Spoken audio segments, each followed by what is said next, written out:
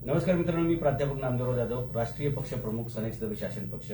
एकंदरीत पिंपरी चिंचवड शहर हे एक काळामध्ये लोकांचं महाराष्ट्रातील पसंतीचं ठिकाण होतं की आपण इथे येऊया, रोजगार मिळेल, छानपैकी आपल्याला वातावरण मिळेल आणि आपल्या फॅमिलीचं कुटुंबाचं भलं होईल म्हणून इथे लाखो लोक राहायला लागले. आज त्याची 30 लाख लोकसंख्या आहे. परंतु आज या शहराची परिस्थिती अत्यंत विदारक आहे. जसं वेगवेगळ्या काळामध्ये वेगवेगळ्या टोळ्या असतात आणि ते शहर विद्रूप करत असतात, तसं महानगरपालिकेमध्ये एक स्वतःची एक टोळी आहे जी पर्यावरण खात्या नावाच्या टोळीनं काम चालते आणि त्यांनी या शहराचं एवढं मोठं नुकसान केलं की इथे जे धुळीकणांचं प्रमाण आहे ते जवळपास 300-350च्या वर जातं. त्यामुळे लोकांचं 20 वर्षांनी आयुष्य कमी होते. याच्यावर ज्यावेळी आम्ही अवेअरनेसचे बरेचसे कॅम्पेन सुरू केले आणि लोकांमध्ये जनजागृती सुरू केली, हे सगळे व्हिडिओ पाहिल्यानंतर या पिंपरी चिंचवड शहरातील एक व्यक्ती आम्हाला भेटायला आली आणि त्यांचा या विषयावरती खूप दांडगा अभ्यास आहे आणि या शहरातील अशा प्रत्येक जागरूक नागरिकाचं आम्ही स्वागत करतो. हे शहर वाचवण्यासाठी आपल्या सर्वांना लढायचं आहे आणि त्यात सर्वात मोठा वाटा आहे हवेच्या प्रदूषणाचा, पाण्याचा आणि ह्याच्यासाठी आपल्याला काम करायचंय. तर या संदर्भात आज आपल्याशी सगळं शेअर करण्यासाठी डॉक्टर विजयकुमार पाटील आपल्यासोबत आहेत. गेले 15 वर्षापासून ते पिंपरी चिंचवड शहरामध्ये माहिती अधिकार कार्यकर्ते म्हणून ओळखले जातात. घर बचाव संघर्ष आंदोलन जे खूप टॉपला होतं एक काळामध्ये पिंपरी चिंचवडमध्ये, त्याचे ते मुख्य समन्वयक आहेत आणि प्राधिकरण नागरिक सुरक्षा समिती जे त्या समितीचे ते राज्याचे अध्यक्ष आहेत आणि या शहरात ते राहतात आणि म्हणून या शहरात प्रत्येकाला जगण्याचा हक्क आहे आणि त्यासाठी लढणारा ही व्यक्ती आहे. तर पळीसाहेब, महाराष्ट्र राज्याने पिंपरी चिंचवड शहरात वाढणारं प्रदूषण जे आहे त्याचे गंभीरपणे दखल घेत 200 कोटी रुपयाचा निधी या पिंपरी चिंचवड महानगरपालिकेला दिला की नागरिकांच्या आरोग्य वाचवा. पण त्या आरोग्याशीच खेळ पर्यावरण खात्याने केला. पालिकेच्या पर्यावरण खात्यालाच केंद्रीय प्रदूषण बोर्डाने 1500 कोटी नोटीस दिली की ही हरामखोरी, ही लाचखोरी आणि हे कामातली भ्रष्टाचार बंद करा. लोकांचं आयुष्य बर्बाद व्हायला लागले. त्यांना पालिकेला केंद्र सरकारने कोर्टामध्ये खेचलेले.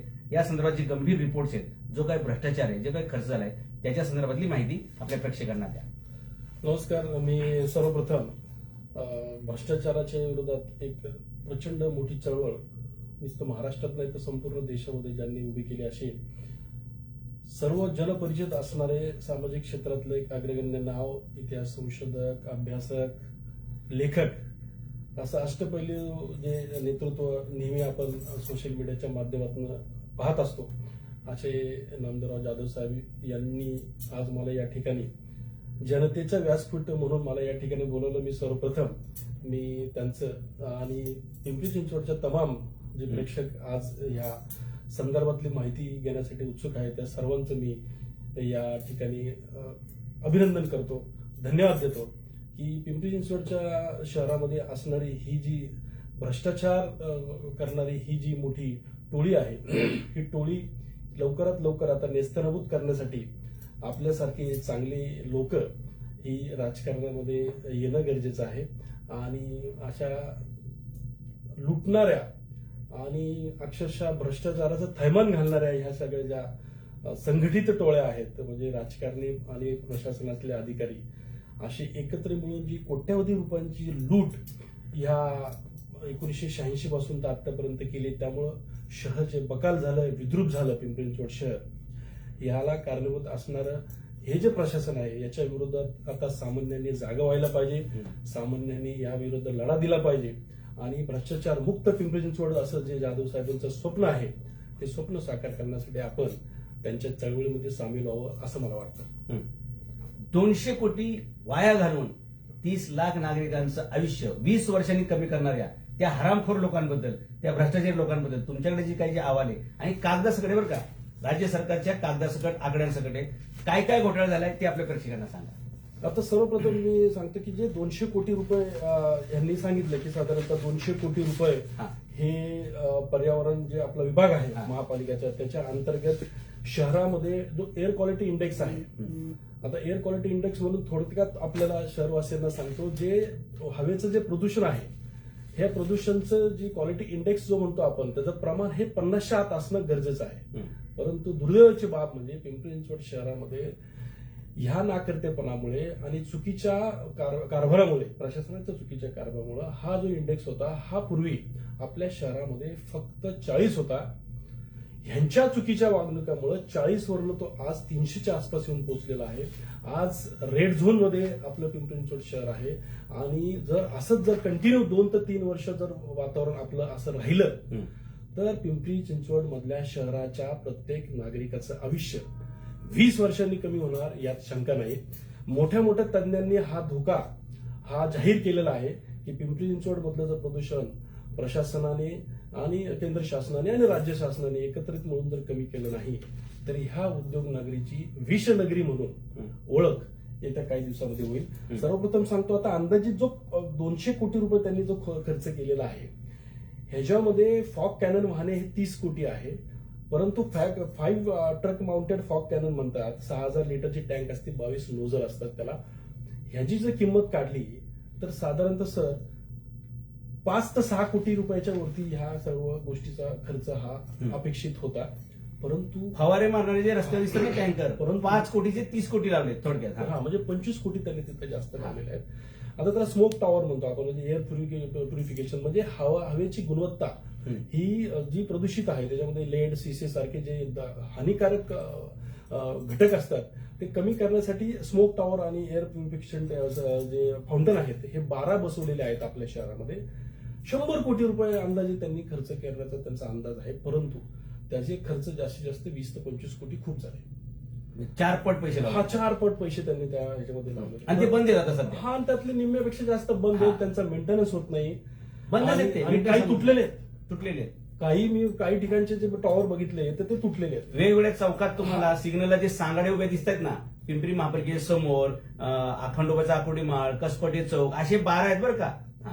त्यानंतर डस्ट प्युरिफिकेशन यंत्र होतं, त्याला ड्राय मिस्ट बेस्ट असं कंटेनर त्याला म्हणतात. साधारणतः अतिरिक्त डस्ट सेपरेशन करण्यासाठी ते वापरतात.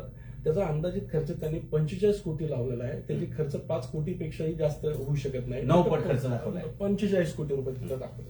म्हणजे कोट्यवधीची उड्डाणे ह्यांनी प्रदूषण कमी करण्यासाठी केलं. ह्याच्यानंतर मी तुम्हाला काही धक्कादायक गोष्टी सांगणार आहे. हे झाल्यानंतर प्रदूषण काय झालं, त्याच्यानंतर इन्स्टॉलेशन आणि इन्फ्रास्ट्रक्चर साठी, म्हणजे ते साधारणतः बसवण्यासाठी किंवा ते माउंट करण्यासाठी, त्याचा विद्युत सेटअप करण्यासाठी किंवा त्याचं कंट्रोल रूम बनवण्यासाठी 15 कोटी रुपये खर्च झाला. तज्ञांच्या मते त्याला सर्व बसवायला जास्तीत जास्त 2 ते 2.5 कोटी खूप झाले. ओके, 7 पट भ्रष्टाचार. तिथं 7 पट भ्रष्टाचार. आणि त्याच्यानंतर मग वार्षिक सेवा, त्याचे इंधन, काही करार असतात, काय ऑपरेटर असतील, काय वेतन असेल, त्याच्यासाठी 10 कोटी रुपये त्यांनी खर्च दाखवलाय.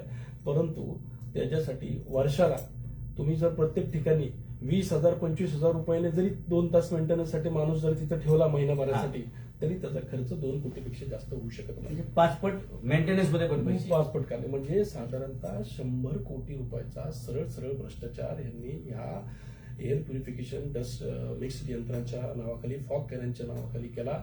आता अजून त्याच्यावर तुम्हाला कडी सांगतो, एवढं करून प्रदूषण कमी व्हायला पाहिजे होतं का वाढायला पाहिजे होतं? तर एअर क्वालिटी इंडेक्स जो 150च्या घरात होता तो डायरेक्ट 300 झाला, म्हणजे दुप्पट झाला. म्हणजे 200 कोटी रुपये खर्च केल्यानंतर एअर प्युरिफिकेशन होणं गरजेचं होतं, परंतु कुठल्याही प्रकारच्या हवेची गुणवत्ता कमी नाही झाली.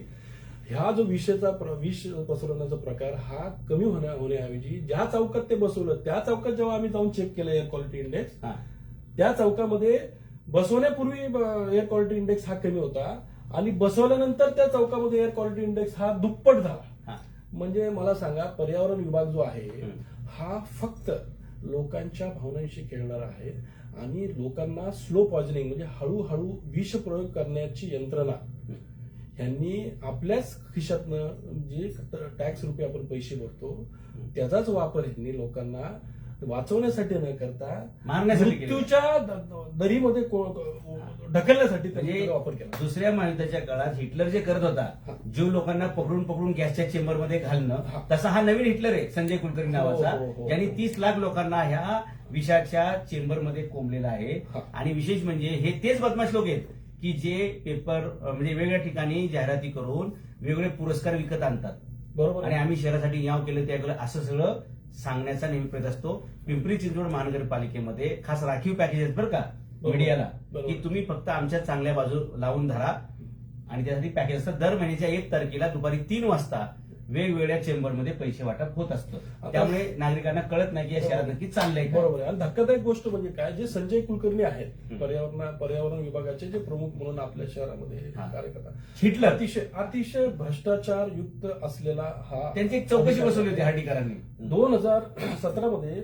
श्रावण हर्डीकर आता सुद्धा जे आलेले आहेत, हा विषय मी जाणून बुजून का काढतोय, पुढच्या वर्षी 10 वर्ष होतील पूर्ण त्या. बरोबर. त्यांनी खातेनिहाय चौकशी केली होती. गॅस विद्युत दाहिनी जे शवदाहिनी असते त्याच्यामध्ये ह्यांनी खूप मोठा भ्रष्टाचार केला होता. पिंपळे सौदागर, पिंपळे गुरव या परिसरामध्ये ह्या विद्युत शवदाहिनीपासून होते. ह्याच्यामध्ये अनेक कोटीचा भ्रष्टाचार केल्यामुळे त्यावेळेसचे जे सिनियर ऑफिसर होते, दिलीप गावडे, अयुब पठाण सर सारखे जे त्रिसदस्यीय समिती होती, त्यांनी 314 पानाचा जो अहवाल केलेला आहे तो गायबच आहे. तो गायब आहे अहवाल. शाबाश. आणि त्याच्यावर खातेनिहाय चौकशी केली होती. ह्याच रावण हर्डीकर साहेब जे आज पुन्हा महाराष्ट्रामध्ये जाऊन परत आपल्या इथं आलेले आहेत.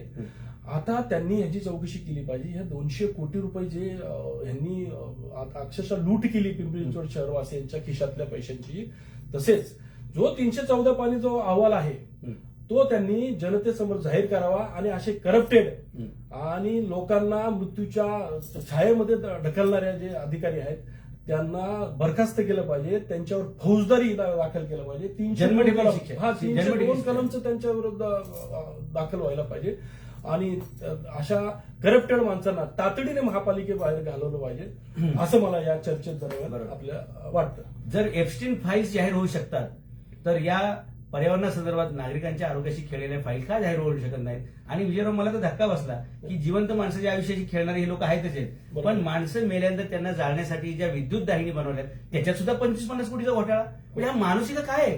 हा नरराक्षसच आहे. येस, हिटलरपेक्षा डेंजर माणूस या आणि पर्यावरणाच्या खात्यामध्ये हा काम करतो. यांच्याकडे डिग्री आहे का पर्यावरण खात्याची? हा, ते सुद्धा ताशेर ओढलेले आहेत. हा. स्थानिक लेखा परीक्षणासाठी जेव्हा इथे 2014-15 ही राज्य शासनाची टीम जेव्हा आली होती तेव्हा त्यांना कळलं की शहरामध्ये ह्या एअर क्वालिटी इंडेक्ससाठी वृक्षांचं आदर्श प्रमाण म्हणतात त्याला, म्हणजे वृक्ष प्राधिकरणाचं एक आदर्श प्रमाण असतं. म्हणजे ज्या कार्बन उत्सर्जन कमी करण्यासाठी एका व्यक्तीच्या मागे 5 झाडांची आवश्यकता असते. त्याला आदर्श प्रमाण म्हणतात. ह्या आदर्श प्रमाणामध्ये त्यावेळेस पासून संजय कुलकर्णी हे पर्यावरणासाठी काम करतात. शहरामधल्या झाडांची संख्या ही त्यावेळेस पासून साधारणतः आज आपल्याकडे 30 आपण लाख ही जनता पकडू, तर त्याचं प्रमाण 5च्या दरम्यान केलं तर साधारणतः आपल्या शहरामध्ये 1.5 कोटीच्या आसपास झाडं पाहिजे होती. परंतु दुर्दैवाची गोष्ट आहे आजपर्यंत ही वृक्ष गणना सुद्धा यांनी व्यवस्थित केली नाही.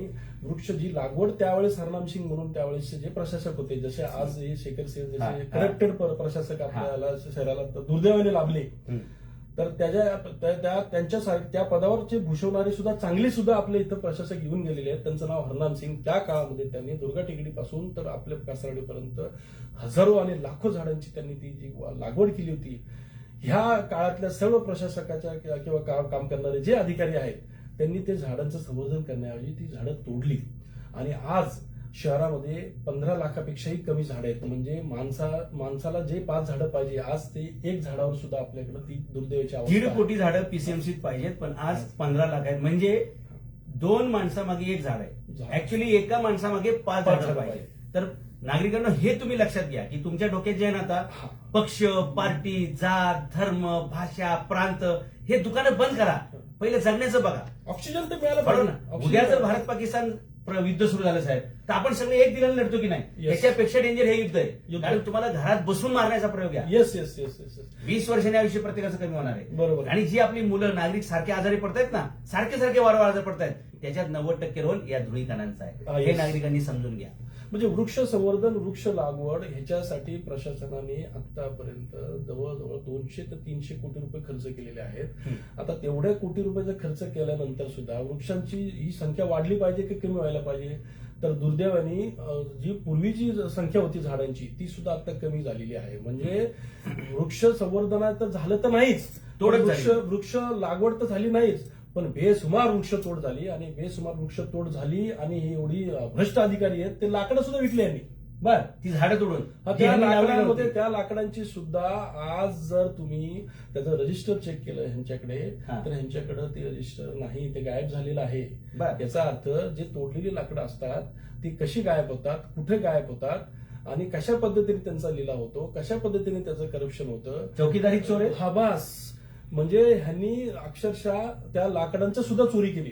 अशा पद्धतीने जर ह्या 25-30 वर्षामध्ये महाराष्ट्रामध्ये मुंबई, नवी मुंबई, बृहन्मुंबई 74,000 कोटीपेक्षा जास्त त्यांचा वार्षिक ताळेबंद असतो. त्याच्यानंतर 12,000 कोटीपेक्षा जास्त ताळेबंद हा पुणे महानगरपालिकेचा असतो. त्याच्यानंतर 3ऱ्या नंबरला राज्यातली 3ऱ्या नंबरची 9,000 कोटी वार्षिक टाळेबंद करणारी ही महापालिका आहे आणि ह्या 3 नंबरच्या महापालिकेमध्ये कोट्यावधी रुपयाची फक्त लूट होतीये. नागरिकांना ज्या मूलभूत सुविधा द्यायला पाहिजे, नागरिकांना ज्या गरजेच्या आहेत, म्हणजे हवा पाणी तुम्ही प्रदूषित देताय.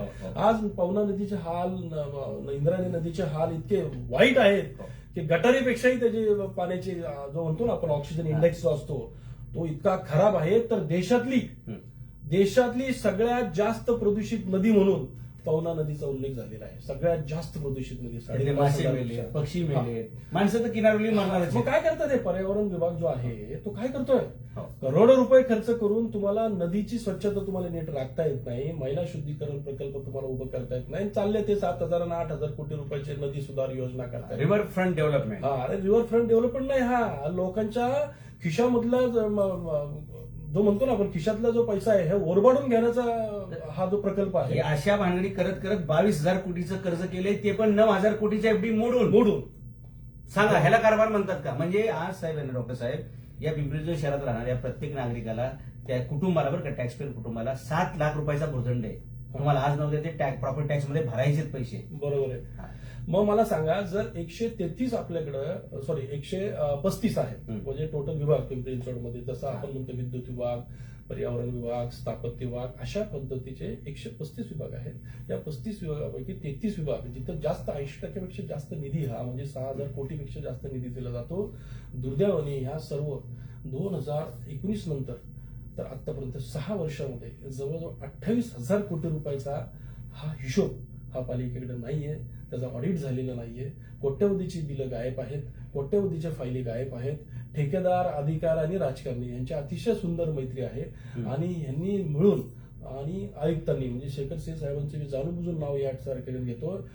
ह्या आयुक्ताच्या काळामध्ये जेवढा भ्रष्टाचार आपल्या पिंपरी चिंचवडमध्ये झाला, राज्यातली अशी कुठलीही महापालिका नसेल की जेवढा 28,000 कोटीपेक्षा जास्त ह्यांच्याकडे कुठल्याही प्रकारचा जो म्हणतो ना टेक्निकली जो हिशोब आहे, म्हणजे राज्य लेखा परिषद तांत्रिक अहवालच नाही, तो विषय फार महत्वाचा आहे. बरं झालं तुम्ही तो विषय काढला, कारण 3 कोटीपेक्षा जास्त जर ठेका किंवा निविदा मंजूर झाली तर त्याची नगरविकास खात्याची त्याची परवानगी लागते आणि 1 कोटीपेक्षा जर जास्त ठेकेदार किंवा म्हणजे निविदा जर काढली तर त्याचा 10% लिटमस टेस्ट असते. ते तांत्रिक विभागाचा अहवाल प्राप्त झाल्याशिवाय तो खर्च करायचा नसतो. परंतु ह्यांनी कुठलाही असा तांत्रिक अहवाल पाळला नाही, नगरविकास खात्याला याची कल्पना दिली नाही आणि कोट्यवधी रुपये अक्षरशः ओरबाडले. तुम्ही लुटले म्हणता, मी तो म्हणतो ओरबाडले त्यांनी अक्षरशः. आणि आज पिंपरी चिंचवडमध्ये ही जी दयनीय अवस्था आहे की पाणी स्वच्छ, तुम्ही कित्येक भागामध्ये वाचा, तिथं दूषित पाणी येतं, तिथं दूषित पाणी येतं, म्हणजे स्वच्छ पाणी तुम्हाला देत नाहीत, स्वच्छ हवा तिच्यावर त्यांनी अक्षरशः टॅक्स लावला असं मी समजेल. 200 कोटी म्हणजे काय, टॅक्सच लावला, तुमच्या टॅक्स रुपी पैशातच ते खर्च केलेत. म्हणजे तुम्ही पैसे देऊन तुम्हाला जर स्वच्छ हवा मिळत नाही, पैसे देऊन जर तुम्हाला स्वच्छ पाणी मिळत नाही, स्वच्छ आणि पैसे देऊन तुम्हाला राहतं घर नीट मिळत नाही, आजूबाजूचे रस्ते मिळत नाहीत, सुविधा मिळत नाही, अशा ह्या करप्टेड लोकांना एक तर फौजदारी दाखवला पाहिजे, गुन्हे दाखवले पाहिजे. आणि नागरिकांनी जाधव साहेबांची जी लढाई चाललेली आहे भ्रष्टाचाराच्या विरोधात, जी मोठी लढाई चालली आहे, तर नागरिकांनी त्यांना मदत केली पाहिजे, त्यांना सहकार्य केलं पाहिजे. आणि अशा व्यक्तींना तुम्ही जर नुसता पाठिंबा जरी जाहीर केला तरी आज भ्रष्टाचाराची लढाई आपण नक्की जिंकू. मला असं वाटतं डॉक्टर साहेब, बरं का, मला पाठिंबा देण्यापेक्षा नागरिकांनी ना स्वतःचा जीव वाचवण्यासाठी लढलं पाहिजे. कारण तुम्ही घरात असले तरी मरणार आहात, तुम्ही गाडीत बसले तरी मरणार आहात. कारण 20 वर्षांनी आयुष्य कमी होण्याची जीव काय का? बरोबर. म्हणजे हिटलरला आपण एवढं नाव ठेवतो, औरंगजेबाला एवढी नावं ठेवतो. औरंगजेबानी 27 वर्षात महाराष्ट्रात जेवढे लोक मारले नसतील त्याच्यापेक्षा जास्त लोक या प्रदूषणामुळे मारणार या शहरात. आणि म्हणून नागरिकांनी एकत्र आलं पाहिजे. आणि साहेब तुमची जी अपेक्षा डॉक्टर साहेब की या सुजान प्रत्येक नागरिकांनी याच्या विरुद्ध लढा दिला पाहिजे. म्हणूनच मी पालिकेचे भ्रष्ट आयुक्त शेखर सिंग आणि जांभळे पाटील या दोघांची नगरविकास खात्याकडून चौकशी बसवलेली आहे. आणि तुमचं जे म्हणणं आहे तसं या सगळ्या भ्रष्ट अधिकाऱ्यांना आपण सगळ्यांनी कायदेशीर प्रक्रिया पार पाडून 30 लाख लोकांच्या आयुष्याची खेळणी म्हणून जेलमध्ये घातल्याशिवाय राहणार नाही. बरोबर आहे. दुसरं म्हणजे पर्यावरणाचा विषय मी काय घेतो, पर्यावरणाचा थेट जो परिणाम आहे तो नागरिकांच्या आरोग्यावर आहे, नागरिकांच्या जीवनमानावर आहे. आणि ह्या पर्यावरणाच्याच भागामध्ये जर असे भ्रष्ट ज्यांची खातेनिहाय चौकशी होऊन सुद्धा त्यांचे अहवाल दडपले जातात अशा भ्रष्ट अधिकाऱ्यांना जर तुम्ही तिथे बसवलं तर फक्त भ्रष्टाचारच होणार आहे. पर्यावरणपूरक या शहरामध्ये काम होणार नाही.